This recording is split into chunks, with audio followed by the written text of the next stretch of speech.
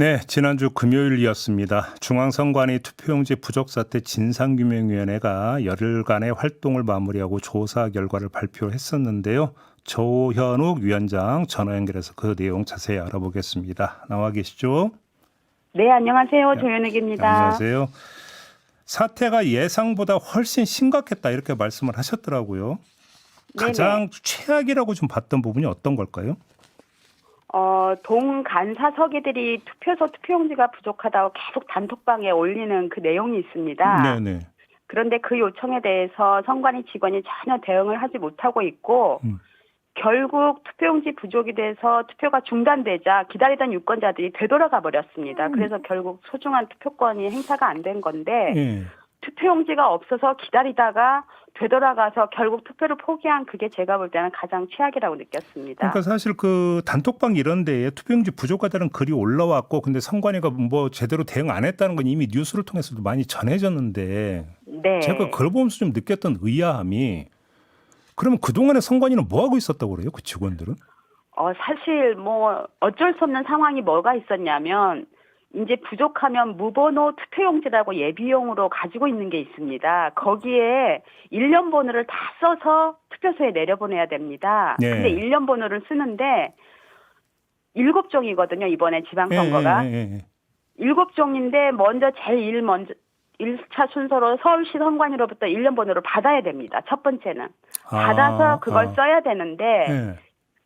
쓰는 과정에서 7종을 손으로 일일이 쓰다 보니까 너무 힘들어서 나중에는 넘버링 기계를 다른 용도로 있던 걸 찾아내서 이제 연습을 해보고 거기다 찍는데 네. 그 과정에서 계속 그 일에 모두 달라붙어서 하느라고 사실 대응을 못하고 있었던 겁니다. 아이고. 그냥 전혀 예상을 못하고 그냥 하다가 결국 시간 다 버렸다는 얘기잖아요. 결국. 그렇죠. 그리고 또 그게 한 군데서만 부족한 게 아니라 여기서도 부족, 저기서도 부족, 언제 오냐, 몇 매 부족하다 이게 계속 올라오고 동시다발적으로 오니까 네. 전혀 속수무책으로 손을 못 쓰는 혼란 상황이 된 겁니다. 이럴 때 이제 흔히 우리가 비유적으로 쓰는 표현이 구멍가게 운영하듯 한다라는 거잖아요.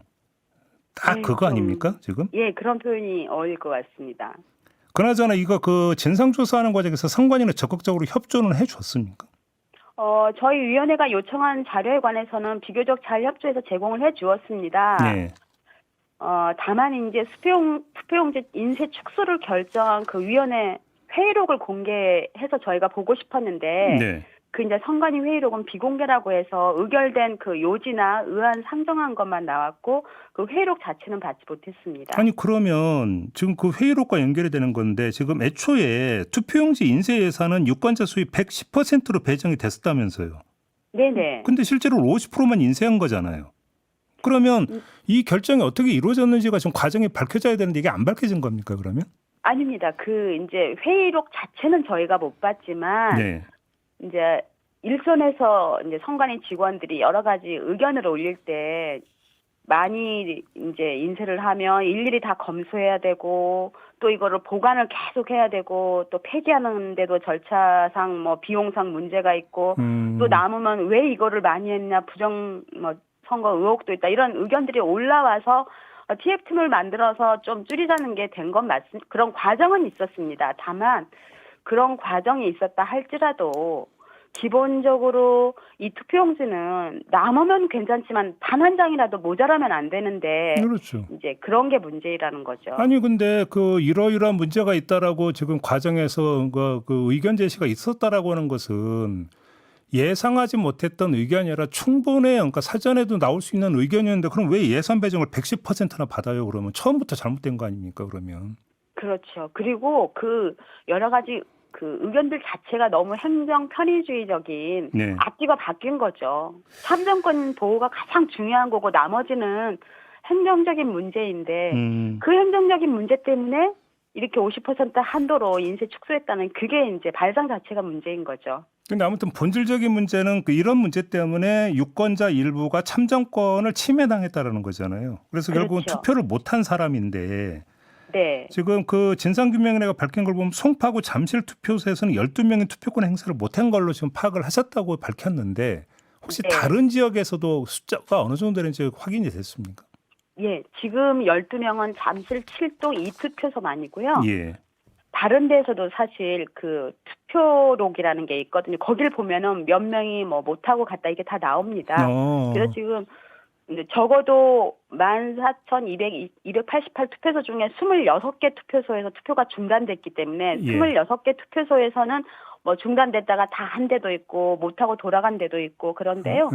투표록에는 몇 명이 기다리고 있다 갔다는 게 나오긴 합니다. 다만 저희가 볼 때는 예. 워낙 그때 상황이 경황이 없고 막 우왕좌왕 뭐 항의도 많이 하고 막 그런 민원에 대응도 했기 때문에 과연 정확하게 기재가 됐을까 그런 예. 의문은 사실 좀 있습니다. 그러니까 투표록에 기재되어 있는 투표를 못한 사람의 숫자가 그러니까 투표록에는 나와 있기는 한데 그 숫자가 정확한지는 그 물음표를 찍어야 된다 이 말씀이신 거죠. 네, 맞습니다. 그러면 국민의힘이 지금 총 11곳에 대한 선거 무효 소청을 신청을 한 상황 아니겠습니까? 그러면 네네. 투표록에 나와 있는 그 숫자를 가지고 그 투표소의 개표 결과하고 대비를 해서 이게 개표 결과를 뒤집을 정도가 되느냐 안 되느냐라는 판단은 가능한 거 아닌가요? 네, 그 정도 판단은 어느 정도 가능할 거라고 봅니다. 그러면 예. 선관위도 이 소청에 대해서는 그걸 기초로 판단을 하게 될 거고 이렇게 보면 되는 건가요? 어쨌든 선관위는 팩트를 기준으로 하되 이 중단된 유권자 수를 넣더라도 네. 몇 표 차이냐 이런 거를 다 계산을 하겠죠. 그렇겠죠. 그래서 이게 이제 결과에 영향을 미쳤냐 안 미쳤냐 이런 걸 판단할 것 같습니다. 지금 높으신 분들 있잖아요.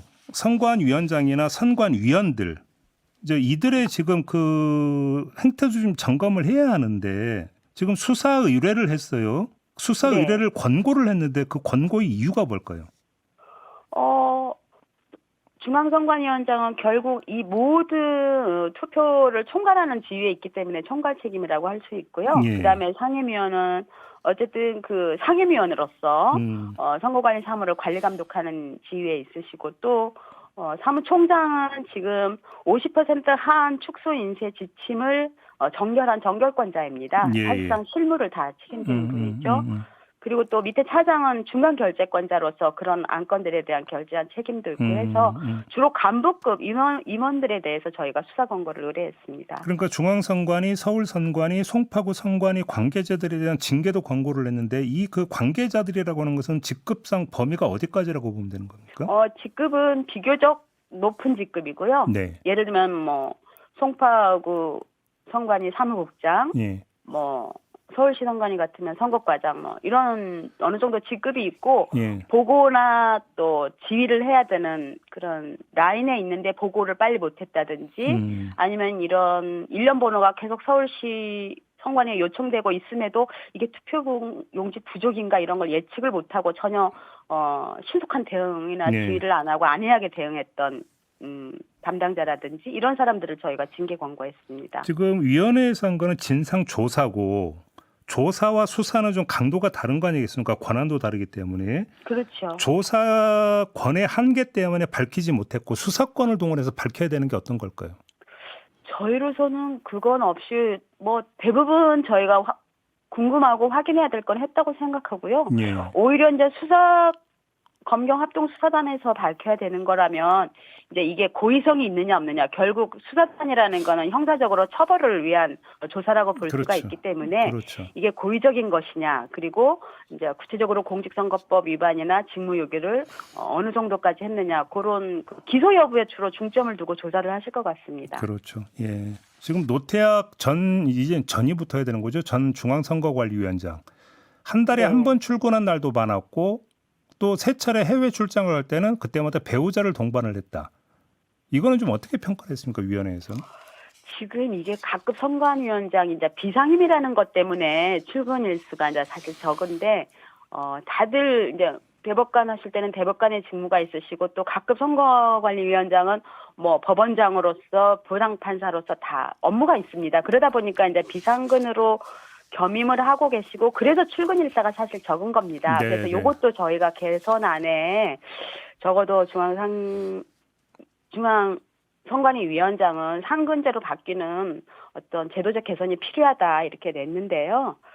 그 출근 일수는 그래서 그렇고 그다음에 이제 부인을 동반해서 해외 출장 간 건 이제 사실은 뭐 윤리적으로 도덕적으로 비난을 받을 일이죠. 우리나라 이제 각급 고위직의 그런 행태가 뭐 선관위뿐 아니라 다른 데도 있었기 예, 때문에 예.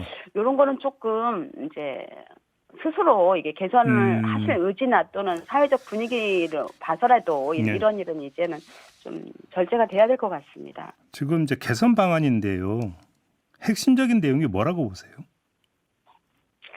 가장 이제 요거 그냥 먼 원인이 아니라 가장 직접적인 원인만 본다면 먼저는 투표용지를 기본적으로 50% 하한해서 올려야 된다. 70% 예. 상향해야 된다. 이런 예. 취지고요. 예. 그다음에 좀 멀게 봐서는 아까 말씀드린 뭐 중앙선관위 위원장 상근제라든지 그다음에 지금 감사원 직무감찰 범위에서 벗어나 있거든요. 이 감찰 범위에 넣어야 되는데 물론 이것도 여러 가지 헌법 개정 관련 또 영향이 있지 그냥 무조건 바로 바꿀 수 있는 건 그 아닙니다. 두 가지는 전부 다 개헌 사항이죠. 그렇죠. 그러니까 아니 지금 두 가지가 아니라 그 헌법 기관으로서 직무감찰을 받지 않는다는 이 부분이 결국 헌법기관이기 때문에 예. 이 부분이 이제 헌법적으로 관련이 되는 거고요. 그다음에 무번호 투표용지라는 게 있는데 네. 번호가 기재되지 않은 채로 예비분으로 보유하고 있습니다. 그게 뭐 한 장, 두 장 뭐 오손되거나 훼손해서 교체해 줄 때는 예. 1년 번호 쓰는 게 별 문제가 아니었는데 예. 지금처럼 이렇게 동시다발적으로 요청이 오는데 7종의 투표용지를 다 쓰는 게 문제거든요. 그래서 무번호 투표용지를 최소화하고 기본적으로 각 투표소에는 1년 번호 있는 걸로 내보내라. 네. 이런 것도 저희가 이번에 개선안에 넣었습니다. 근데 만약에 이제 원포인트 개헌이 안 된다고 하면 법률 개정으로 한정이 되는 거잖아요. 개선책이라고 하는 게. 뭐 그런 면도 있어서 저희가 개선안에 이런 것도 넣었습니다. 지금 외부 독립된 감사관, 네. 그다음에 감사위원회가 조직이 그러니까 지금 돌아가고 있는데 그거를 법제화시켜라. 법률에 넣고 그걸 법률화해라. 그런 것도 저희가 개선안에 넣었습니다. 외부 감사관. 예, 외부의 독립된 감사관이나 감사위원회. 예. 그거 이제 이거는 이제 법률적으로 설치 근거를 얼마든지 만들 수 있다 이 말씀하신 거고요. 네. 지금 국민의힘 같은 경우는 사전 투표 폐지를 주장하는데 이건 어떻게 평가하세요? 사전 투표는 사실 국민의 참정권을 보장하기 위해서 많은 논의를 거쳐서 만들어진 제도이고 사실 국민들이 편하게 투표권 행사를 하거든요. 네. 그런데 워낙 국민들이 본투표보다 사전투표에 관해서 많은 의혹을 제기하기 때문에 그렇다면 예. 아무리 유용하고 좋고 편리한 제도이라 할지라도 국민의 신뢰라는 게 더 중요하기 때문에 이번에 한번 존치할지 여부를 국민의 공론의 장을 한번 만들어보는 게 필요하다. 그런 의견을 저희가 냈습니다. 그럼 공론의 장은 어디에 설치가 되는 겁니까? 국회에 설치가 되는 건가요? 그러면? 아무래도 이제 국회 위주로 될 수밖에 없죠. 법 관련이기도 하고 네. 국민들의 어떤 의견을 수렴하는 공청회나 네. 여러 가지를 하는 데는 국회가 좀 주도적으로 해야 될 것 같습니다. 네, 마지막으로 하나 좀 따로 여쭤볼 게 있는데요. 지금 이 위원회가 투표용지 부족 사태 진상규명위원회여서 조사 네. 대상에 들어갔는지가 좀 궁금한데 투표용지 부족 사태 말고 네. 개표 결과 집계 오류라든지 또 오류에 대한 은폐 시도가 있었다는 보도가 많이 있었잖아요. 네네. 혹시 그것도 조사를 하셨습니까? 저희가 뭐 개표 결과 입력 오류라든지 뭐 쌍둥이 투표라든지 저희가 가능한 한 선에서 자료를 다 입수해서 조사 확인을 했고요. 예.